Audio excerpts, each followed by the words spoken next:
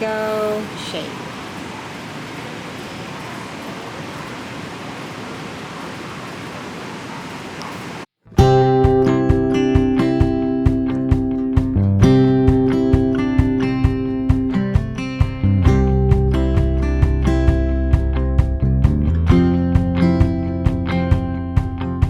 I spent so long.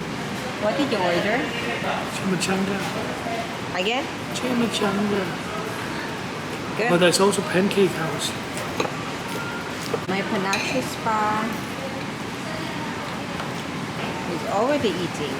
I'm still waiting for my food. Ito na yung food ko. Chicharrones.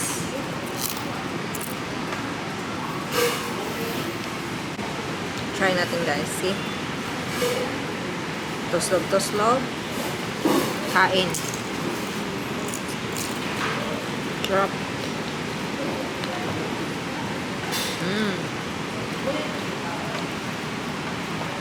Hello guys! Welcome back to my channel, Simply CM. At ngayon, ay andito pa rin tayo sa Cebu.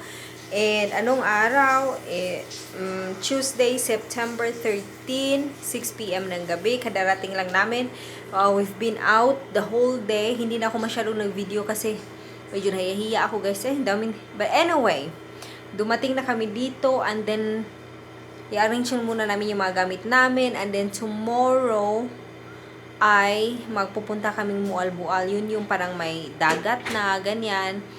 So, yun ang aming gagawin today. And we got a lot of bags.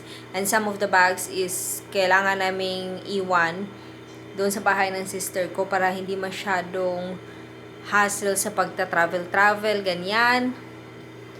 So, yun. Kadarating lang namin. And, yeah. Grabe, ang traffic. Ang traffic na ng Cebu. Sobra. Parang Manila na din. So, ma-traffic, tapos, ang init din, ganyan. Pero, I'm not complaining. I'm happy being here.